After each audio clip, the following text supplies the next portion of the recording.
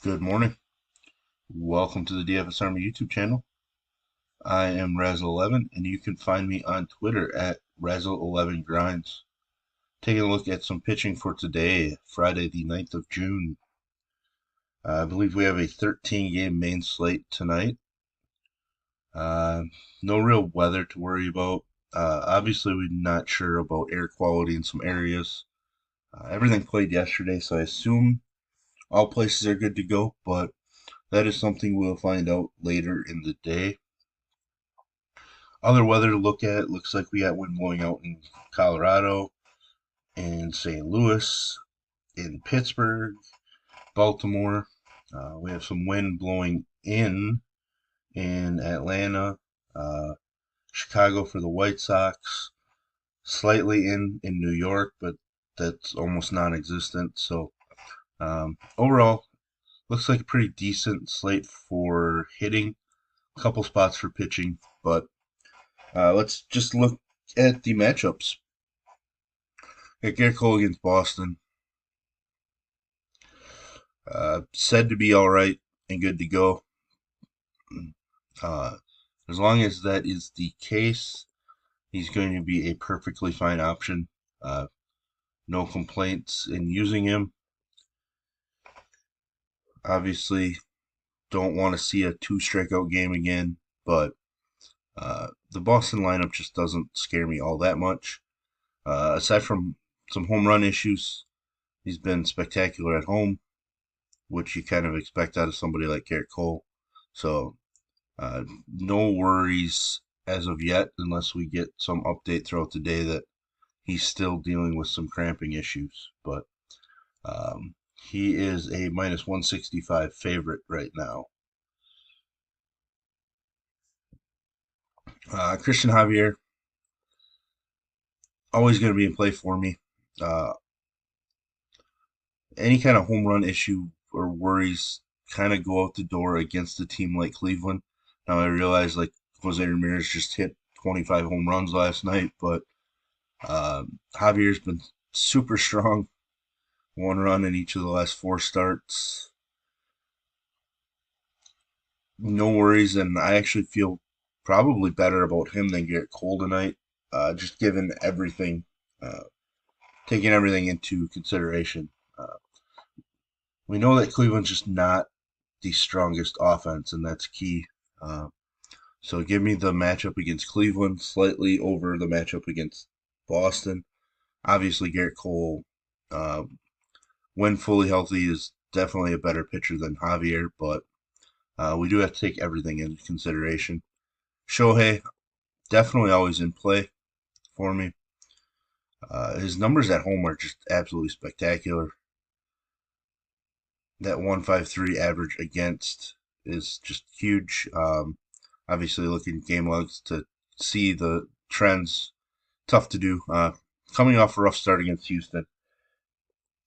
Seattle isn't Houston, I guess. I mean, Seattle should have a dangerous lineup, but they aren't producing the way that you would expect. Um, he is a minus 125 favorite.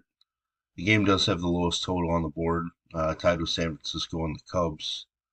But yeah, just great spot for Otani as well. Great spot for Luis Castillo.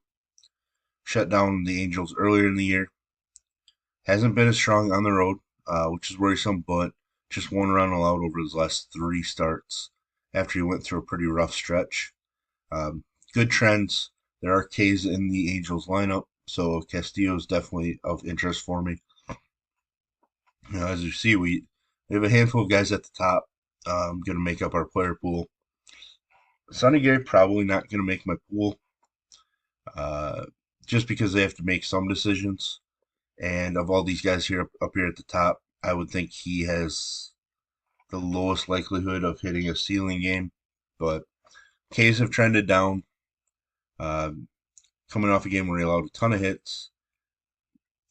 It just hasn't been exciting. The Twins' offense just really isn't doing much either, so I'm probably just going to be off of Gray as of right now. Dylan Cease coming off a pretty strong start.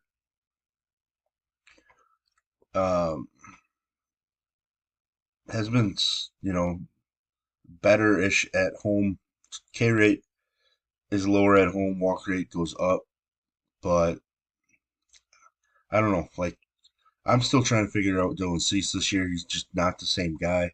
I don't know what it is. Hiding an injury, lacking confidence in certain pitches. I don't really know. You know, this is a guy by now last year would have had just a ton of 9+ strikeout games. He has just three 8+ strikeout games in his 13 starts. So, with that said, it is Miami. So, it's a pretty solid matchup at home. Taking a look at some Vegas, he's a minus 135 favorite right now, so that is nice. Opposing him is Yuri Perez, guy that helped me win that 50K on last Saturday uh, with this start here against Oakland. The White Sox are obviously a better team than Oakland, but he did shut down the Angels as well. Uh, Walks can be an issue. Strikeouts are kind of all over the place, but he does have a live arm uh, and the ability to put together a strong performance. He's not going to be some priority in what I do, but I will include him in my player pool. Marcus Stroman has been absolutely phenomenal this year. I keep waiting for some regression to hit, and it hasn't. Um, hasn't been as sharp on the road, but he is in San Francisco. Excuse me. He's a slight underdog, but like I said earlier, it's tied with the LA Angel game with the lowest total on the board. Uh, Probably going to have to just be in on Stroman, which uh, isn't something that excites me, but I just have to do it with the way that he's been. Tyler Wells against Kansas City did struggle against them, allowing 3 home runs, but he did pick up the W. Those 3 home runs were the only hits he allowed, so like his overall numbers are really nice, especially at home. But he does allow home runs. That is the big worry. Though with that said, I really like the spot for him.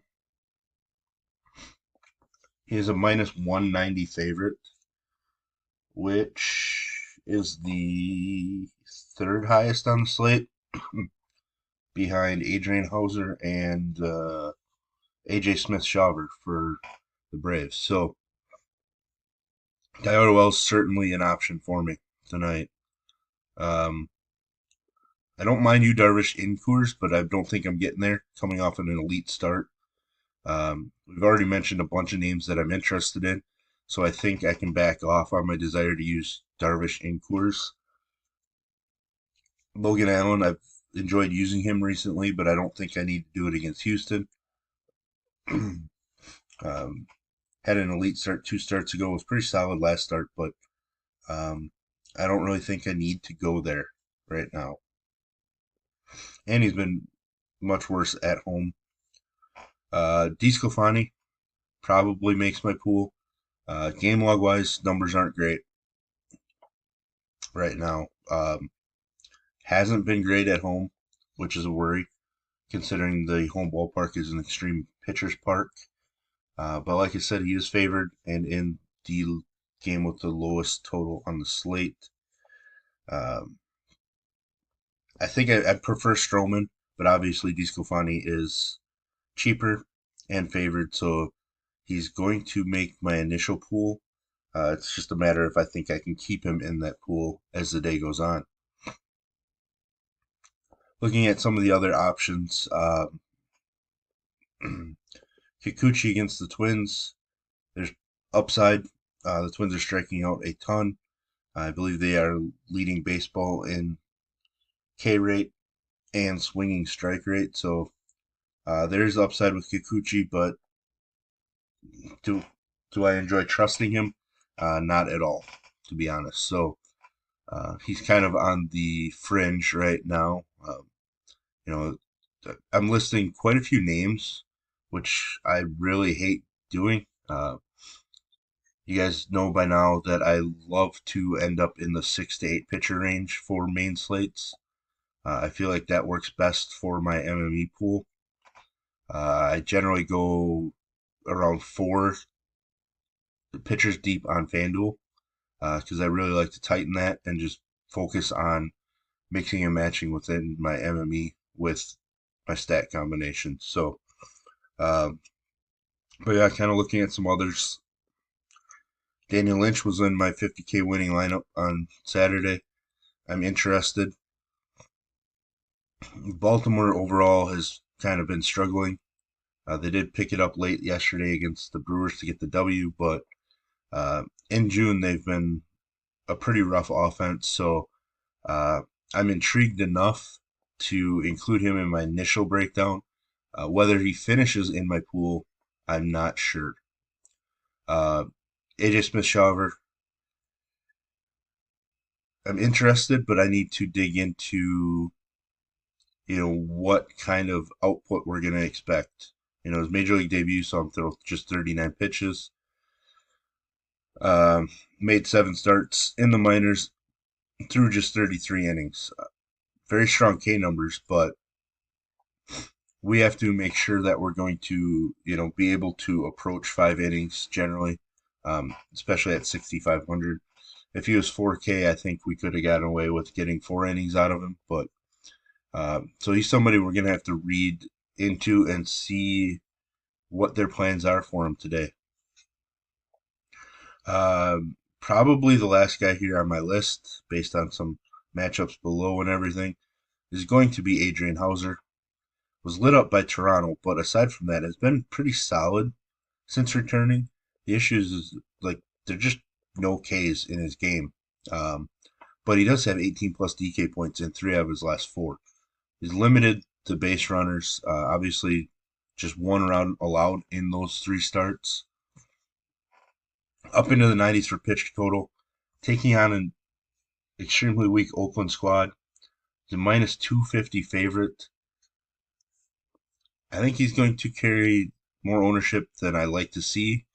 Um, so if I get a favorable kind of report on what we can expect out of Smith-Shawver, maybe I go heavier with AJ Smith-Shawver as a GPP play. But I need to dig in a little bit more. But Hauser's just going to be a plug-in for a lot of people as their SB2. I don't blame them, but I have to find a way to trim my pool. Um, and I'm not sure that Hauser has like an elite ceiling at all. Like we might be looking at this Houston performance as a ceiling type game, and if that's the case, I think we can make it up elsewhere. But if you're members with us at DFS Army, I will certainly give you updates throughout the day as I dig in and find more information. If you enjoy what I bring to you, please hit the like button, hit the subscribe button, turn that notification bell on, get that alert every time we drop videos here at DFS Army. If you want to join us, I will put links in the description below. You can use promo code RAZ, that's R-A-Z, for 10% off your monthly membership. Or I believe until tomorrow, you can use Summer50 for 50% off your first month with us. So definitely take advantage of those offers. And as always, best of luck, everybody.